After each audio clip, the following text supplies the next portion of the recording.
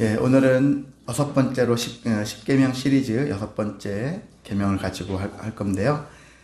제목을 살인 충동을 제어하라 라는 제목으로 함께 말씀을 나누도록 하겠습니다. 하나님께서 살인하지 말라 계명으로 세워주셨는데요. 하나님의 살인을 금하신 이유가 있죠. 그 이유가 크게 두 가지가 있습니다. 첫 번째는요, 인간의 생명은 하나님의 형상대로 지었다. 창세기에 보면은 하나님의 형상대로 지음을 받았다, 그렇게 말씀하고 있죠. 우리의 모습이 하나님의 형상이에요. 그래서 사람이 사람을 죽이는 행위에 대해서는 하나님의 형상을 훼손시키는 일이다, 그렇게 볼 수 있다는 것입니다. 그래서 살인을 하게 되어지면은 하나님의 영광을 가리우는 그런 짓을 하는 것이다 라고 할 수 있는 것이거든요. 단순히 생명체 하나를 없앴다, 제거했다, 그것이 아니라 하나님의 살인을 곧 하나님의 형상을 훼손시키는, 하나님의 영광을 가리는 그런 짓을 한 것이다. 그러니까 일반 세상에서 언급되어지는 단순한, 물론 세상에서 살인죄 중한 그런 죄인 것은 맞는데, 하나님 편에 봤을 때도 엄청난 심각한 죄다라고 할 수가 있는 것입니다. 또 한 가지는요, 인간의 생명의 주권자는 하나님께 있다라는 것을 우리가 깨닫게 하시기 위해서 이렇게 말씀하고 있습니다. 생명의 주권자는 누구냐? 생명은 하나님께 속했다.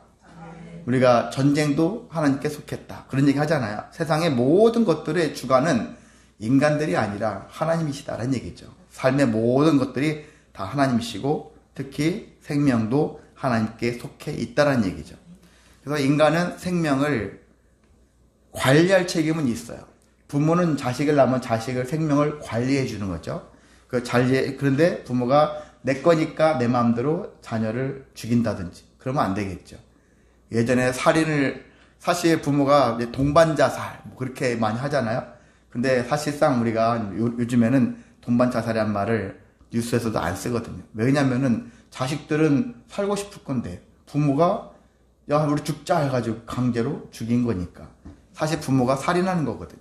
그래서 자기 자신들도 우리가 그래 나도 원해요 했으면 자살이 되겠지만 그렇지 않은 경우도 있다는 얘기죠. 그런 관점에서 우리는 생명을 관리할 일이지 남의 생명을 빼앗는 것은 잘못된 권리다. 그건 잘못된 것이기 때문에 우리가 살인을 하게 되어지면 내가 하나님의 주권을 침해하는 일이 된다는 얘기죠. 그래서 이 역시 하나님과 관계에 있는 거예요. 세상 인간 사이에서도 문제를 잘 정립하기 위해서 하신 것도 있지만은 기본적인 것은 하나님에 대하여 우리가 하나님이 만드셨고 하나님의 형상대로 지었고 하나님의 생명의 주권자가 하나님이시기 때문에 살인하는 것을 먼저 금지하셨다라고 할 수가 있는 것입니다. 그래서 성경을 보면은 살인에 관련된 이야기들이 제법 많이 나옵니다. 구약에서 보면은 특히 살인도 고의적인 살인이 있죠. 계획적인 살인이 있어요. 욕심이나 아니면 우발적인 것이 아닌 어떤 고의성을 가지고 하는 살인들에 한해서 가장 엄하게 다루고 있고요. 그래서 이 엄하게 다른 이유는 그냥 그렇게 생각합니다. 뭐냐면 일단 하나님에 대해서 경외심을 가져라. 그리고 살인을 하지 않게 하면 어떤 일이 발생하느냐? 사회 질서가 잡힐 수 있다는 얘기죠. 인간과 인간의 삶 속에서 살아갈 때 살인이라는 것들을 만약에 강제로 이렇게 법을 강하게 해서 잡아내면은요, 그 질서가 잡힐 수 있거든요. 중국 같은 경우는 사형을 지금도 여전히 시키잖아요. 우리나라는 사형을 선고받아도 안 한 지가 꽤 몇십 년 됐는데, 이렇게 사형을 통해가지고 살인을 하지 못하게 함으로 인해가지고 사회 질서가 잡히고, 또한 이러한 죄를 범한 자들에게는 그에 합당한 법을 내려서 사회 질서를 잡아내는 것이 하나님의 뜻이었다라고 할 수가 있습니다. 근데 신약 시대로 보면은 예수님께서도 마찬가지로 살인하지 말라 관련된 말씀도 이렇게 하시면서 살인에 대한 범주를 예수님은 더 넓히셨어요. 더 넓히셔가지고 그냥 단순히 누군가를 죽인 것만 보고서 살인했다 그렇게 얘기하는 것이 아니라 예수님은 더 확장된 개념이죠. 살인 충동까지도 살인으로 보시는 거예요. 나는 저 사람에게 아무 짓도 안 했어. 근데 내 마음으로 저 사람을 죽이고 싶어 하는 그런 마음을 품었다 하면 그 또한 살인이다 라고 생각하시는 것이 예수님의 관점이라는 것입니다. 그래서 이러한 살인의 범위는 직접적인 살인을 포함해서 마음에서 일으키는 분노로 인해서, 시기로 인해서, 수많은 걸로 인해서 생겨지는 살인 충동, 이 충동도 살인의 범주에 포함된다라는 것들을 우리가 다시 한번 기억하시기를 원합니다. 자, 그렇다면 우리가 일반적으로 살인하면 이제 사람을 죽이는 일이죠. 그래서 그 살인들이 과연 멀리 있는 일이냐 했었을 때 멀리 있지 않다는 얘기죠. 가까이 있어요. 정말 가까이. 그것도 누가? 저나 여러분, 우리 자신들이. 태어나서 여러분 지금까지 한 번도 나는 누군가를 저 사람 죽여버리고 싶어. 아니면 저 사람이 누군가라도 죽였으면 좋겠어. 라고 생각해보지 않은 분도 있습니까? 예. 있잖아요. 여러분들 참 많이 그동안 사람을 많이 죽여왔죠? 예. 실제 실행에 옮기지 않았을 뿐이라도 일단 그런 자체도 제가 앞서 말씀드린 것처럼 살인 충동인데 이 살인 충동도 살인이다. 오늘 이 시간은 그걸 여러분이 좀 마음에 깊이 새기면서 가졌으면 좋겠습니다. 그래, 살인을 하고 싶은 그런 충동조차도 살인이 될 수 있다라는 것을 이 시간을 여러분이 기억하기를 원합니다. 그래서 순간적인 거라 할지라도 이 순간적인 것들이 쌓이면은 진짜 살인을 할 수 있는 가능성이 많아집니다. 충동에서 그치는 경우가 많지만 충동인데 뭐 그럴 수도 있지. 사람 살다 보면은 화분하고 뭐 이렇게 기분이 언짢아서 사람 죽이고 싶은 마음도 있겠지. 근데 그렇다 할지라도 하지 않는, 충동을 일으키지 않으려고 하는 마음가짐이 필요합니다. 결혼해가지고 사실 뭐 부부싸움 많이 하잖아요. 그렇게 하는데 제가 얼마 전에 어떤 외국인 뭐 동영상 이렇게 보니까 어디 토크쇼 같은 데 나가지고 노부부인데 60년을 살았대. 60년 넘게. 그래서 사회자가 어떻게 살았느냐, 서로 어떻게 싸운 적이 없냐. 그랬더니 그 아내분이 우리는 60년 동안 한 번도 싸운 적이 없습니다. 그렇게 얘기하더라고요. 대단하신데요 했더니 그 아내분이 하는 말이, 그렇지만 밤마다 죽이고 싶었어요. 그렇게 얘기를 했다라는 거예요. 밤마다 살인 충동이 있었다는 거예요. 싸우진 않았지만 밤마다 죽이고 싶었다. 이렇게 웃자고 하는 소리인지는 모르겠지만은요, 그런 사람들이 그만큼 살인 충동이 우리 가까이 있다. 우리의 삶 속에서 너무나도 많이 있다라는 얘기죠. 이제 그런 것들이 반복되어지면 정말 범행으로 가기 때문에 우리 안에 있는 이 살인 충동에 대한 부분들을 여러분이 잘 관리하시고 다스려야 될 거라고 믿습니다. 우리가 실제 성경에서 보면은 살인 충동이 나중에 발전해가지고 실제 살인을 하게 되어지는 일들이 성경 속에서 다수 나와 있거든요. 5가지를 예를 들도록 하겠습니다. 최초의 살인자가 있죠. 가인이죠. 동생을 죽였죠. 왜 죽였습니까? 맞습니다.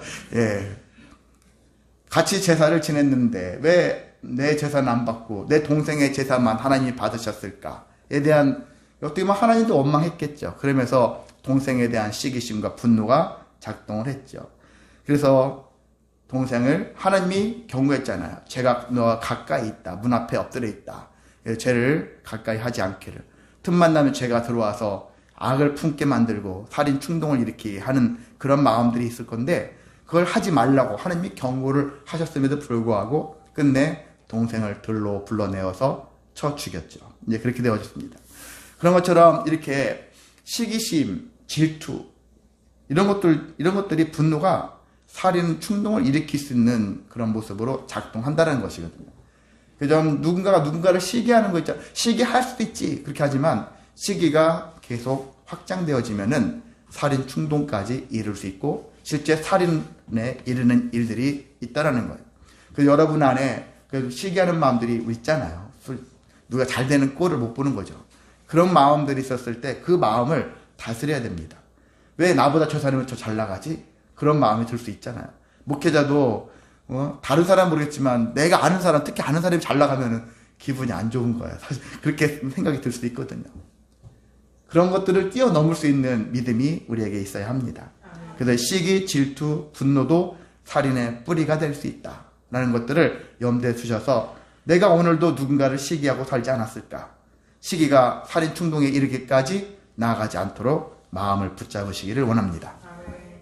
예, 모세가 있습니다. 모세도 살인자였죠.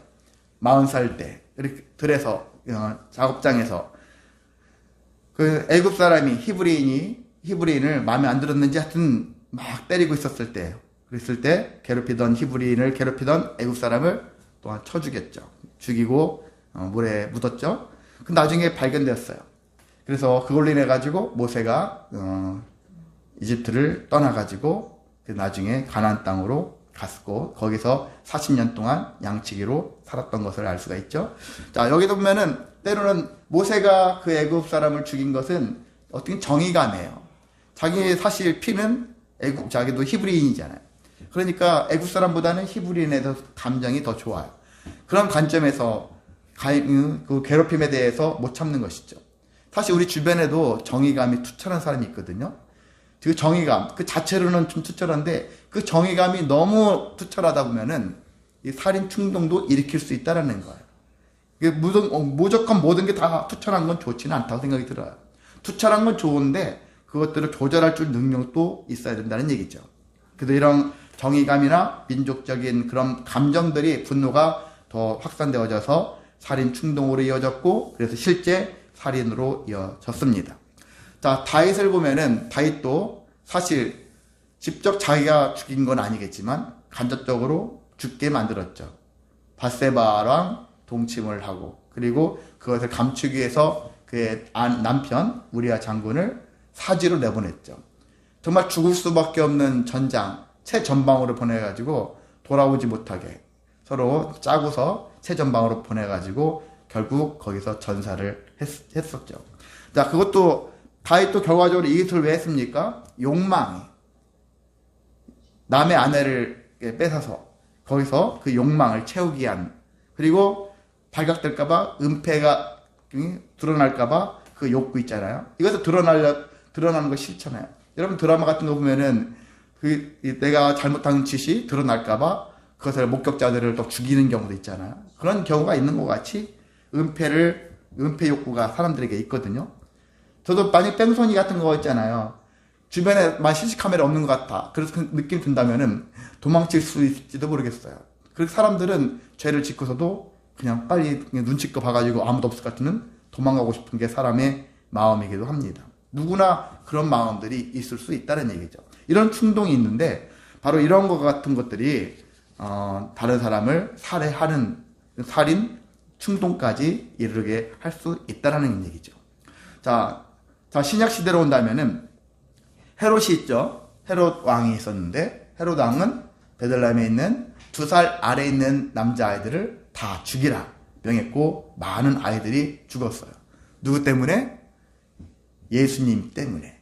어떻게 예수님 때문에? 예수님이 태어났다는 얘기를 듣고 동방 박사들이 알려줬죠. 여기에 왕이 나셨다. 그런 얘기. 처음에는 되게 인자한 것처럼 했지만 결과적으로는 2살 나이 밑에 있는 남자아이들을 다 죽였어요. 이 또한 헤롯도 그에게는 두려움이라는 게 존재했죠. 내가 이제 왕에 쫓겨나게 되어진다는 두려움과 불안이 작동했다는 얘기죠. 그리고 내가 이 권력을 놓고 싶지 않는 것이죠. 한번 권력의 권좌에 올라가면은 내려가고 싶지 않은 게 사람의 마음이거든요. 또 내려갈 줄을 모르는 경우도 많습니다. 그래서 많은 목회자들도 은퇴가 어려워요. 이것을 놓았었을 때 그 이후에 삶을 생각하면 너무나도 끔찍한 거예요. 특히 많은 것들을 가져 있었을 때 더 그런 놓기가 어렵다는 얘기죠. 그래서 끝까지 어떤 영향력을 행사하고 싶은 것이 사람의 마음가짐입니다. 그러니까 한번 대통령이 된다면은 독재를 꿈꾸는 것도 사람들의 다른 나라도 많이 독재자들 있지 않습니까? 계속 권력욕이 나중에 그것을 지키기 위해서 많은 사람들을 희생시키는 그런 지경에 이르기까지도 한다라는 것을 알 수가 있습니다. 자, 이제 마지막으로는 종교 지도자들이 있죠. 신약 시대에 보면 바리새인, 제사장 이런 사람들이 백성들을 선동했죠. 선동하면서 결국 누구를 죽였습니까? 예수님을 죽게 했습니다. 자기들이 직접 예수님을 죽인 살인을 한 건 아니지만 백성들을 선동해가지고 여론을 조성해서 한 사람을 죽이는 건 쉬워요. 요즘도 뭐 언론을 통해서 뭘 통해서 뭐 이렇게 한 사람을 나락으로 보내는 거 쉽잖아요. 그래서 방송에 나와서 뭐 어떤 사람이 유명해졌는데 잠시 유명했다가 사라지는 게 차라리 좋을 수 있을 것 같아. 계속 몇 년 오래되면 나중에는 어느 시점 되어지면 물어 뜯더라고요. 뜯어가지고 정말 괜찮게 잘 그동안 왔던 사람인데, 물론 본인도 실수한 것도 있지만 주변에서 식상하게 느껴지는지 몰라도 이제 뭔가 흠을 자꾸 잡기 시작하면서 그 사람을 자꾸 떨어뜨리려고 하는 그런 시도들이 주변에 참 많습니다. 그러니까 그 위치에서 오랫동안 그 자리를 차지한다는 것은, 그 차지하고 있다면 그 사람은 참 존경받을 만한 사람이기도 하다라고도 볼 수 있겠습니다. 자, 어찌됐든 간에 종교 지도자들은 예수님에 대해서 시기를 한 거예요. 사람들한테는 여론을 어떻게 퍼뜨립니까? 또한 빌라도에게 어떻게 얘기합니까? 예수라는 자가 나와가지고 이 사회를 혼란하게 만든다, 이렇게 얘기를 하는 거예요. 여론은 그렇게 펼치면서 결국 마음은 우리의 모든 인기가 다 예수한테 가니까, 기득권이 예수한테 넘어가니까, 그러니까 시기가 나는 거예요. 시기심이 예수를 죽게 했더라. 이 또한 시기가 사람을 죽게 한다는 얘기죠. 살인 충동을 일으켰고, 그리고 예수를 실제 죽게 만들었다는 것을 알 수가 있습니다. 저는 가장 가까이에서 바로 우리는 가장 제가 제일 많이 언급되어지는 게 시기잖아요. 그 시기심을 가까이서 제일 많이 우리가 조정하고 조절하면서 살아가야 할 것 같다, 그 생각이 듭니다. 다른 불안 요소나 욕망이나 어떤 정의감이나 어떤 불안, 뭐 어떤 권력, 소유, 그러니까 욕구 같은 것들이 그것도 좌우하지만은 가장 흔하게 우리가 언급되어지는 것이 시기심이다. 전 개인적으로 그 생각이 들면서 이러한 마음들이 생긴다면은 그런 마음들을 여러분이 자꾸 억제하시고 그리고 제어하며 살아가시기를 소망합니다. 아멘. 자, 그래서 사람들은 이렇게 도구를 사용하든지 해서 내가 직접 그 사람을 칼이나 뭔가 사용해서 죽이는 경우가 있고요. 때로는 다윗과 같이, 아니면 헤롯이나 종교 지도자들처럼 누군가를 선동하거나 그렇게 간접적으로 사람을 죽이는 간접살인을 하는 경우도 살인이 있죠. 거기다가 이렇게 그 마음이 이제 왜 죽였는지 동기 있잖아요. 동기, 미움, 분노, 시기, 이런 같은 마음들로 인해 가지고 상대를 죽이는 것도 살인의 범죄에 포함된다는 것들을 기억해야 합니다. 그래서 아까 제가 예수님이 그렇게 하셨잖아요. 뭐에서 알 수 있느냐면은 간음을 생각해 보세요. 간음. 옛날에는 실제 우리 간음을 하는 경우만 간음이라고 하고서 돌로 쳐서 죽이려고 했지만, 예수님은 뭐라고 합니까? 마음으로도 간음해도 간음이다, 그렇게 얘기를 하셨습니까? 그것을 확장하면은 마찬가지예요. 살인도 실제 저 사람을 생명을, 목숨을 끊어야지만 살인이 아니라 내가 저 사람을 죽이고 싶다 하는 마음을 품은 것도 살인의 범죄에 포함된다. 여러분이 그렇게 생각하시면 된다는 얘기입니다. 그러니까 이러한 예수님의 마음을 알아가면은 성경에는 그런 직접적인 얘기는 없지만 이것들을 인용해서 우리가 예수님의 마음이 이런 마음이구나, 그럼 여기까지도 이렇게 해석할 수 있겠구나, 이런 마음을 여러분이 품어갈 수가 있는 것입니다. 자, 살인하는 자에게는 어떤 일이 생깁니까? 하나님께서 징계 또는 징벌을 하신다. 이게 징계는 그래도 나아요. 근데 징벌은 아주 내 호적을 빼내버리는 거예요. 호적에서 파버리는 거예요. 징벌은 이게 지옥 가는 거예요. 징벌은 지옥 가는 거고, 징계는 여전히 내 안에 있는 거예요. 여전히 네가 잘못했어, 그렇지만 여전히 넌 내 안에 있어. 그런 관점에서 혼내는 것이죠. 이제 그런 관점인데, 여기는 살인은 이제 종류에 따라 살인도 다르겠지만은요. 왜냐하면은 우발적인 살인들이 있잖아요. 그래서 구약에서도 도피성 제도를 만들었잖아요. 우발적 사고, 실수로 내가 저를 죽이고자 하는 그런 마음이 없이 어떻게 하다가 보니까 그냥 순간 실수가 일어나서 누군가가 죽을 수 있어요. 자, 안타까운 일이죠. 그럴 때 이 사람을 너 살인했으니까 너도 죽어, 이렇게 말하는 것은 좀 억울할 수 있잖아요. 그래서 도피성을 만들어 가지고 그리를 빨리 피하는 것이죠. 피해 보복자가 쫓아오게 날 잡기 전에 막 도망쳐 가지고 도피성으로 들어가고, 나중에 대제사장이 죽기까지. 대제사장이 죽으면 해방돼서 다시 자기 고향으로 갈 수 있어요. 그 전에 나오면 피해 보복자가 있는데, 피해 보복자는 누굽니까? 가장 가까운 친척이에요. 만약 내 아내를 누가 죽였어. 그러면 남편이 되겠죠. 부모를 다 죽였어. 자녀들이 되겠죠. 가장 가까운 사람부터 해가지고 그 사람을 복수할 수 있는 권리가 있었다는 얘기죠.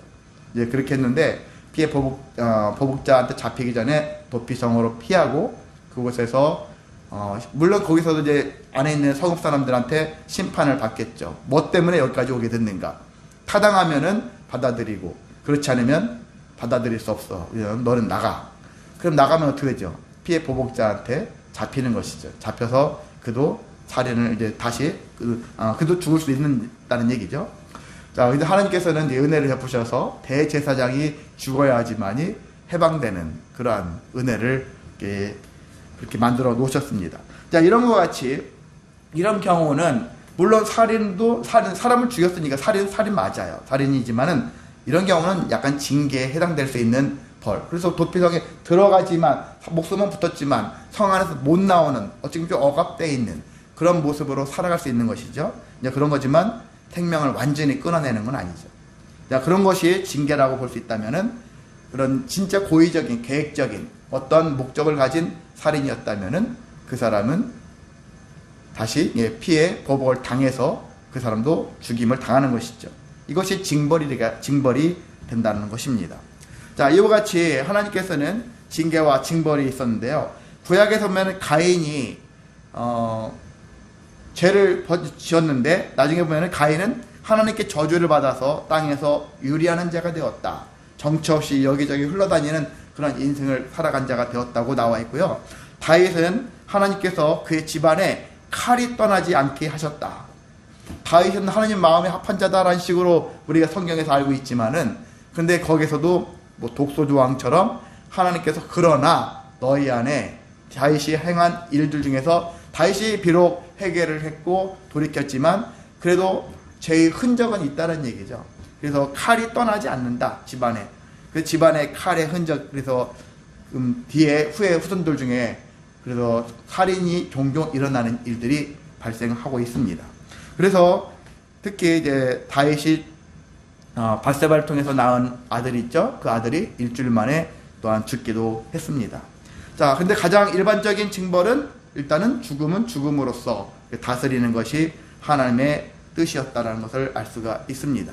자, 신약 시대에서는 살인도 여전히 중대한 범죄다. 그렇지만은 신약 시대에 와서 바뀌어진 게 또 있어요. 예수님께서는 마음으로 살인하는 것도 살인이다 라고 말씀하셨지만은 구약에서는 어떻게 보면 죄를 지었잖아요. 살인죄를 지었잖아요. 그러면 얄짤 없어요.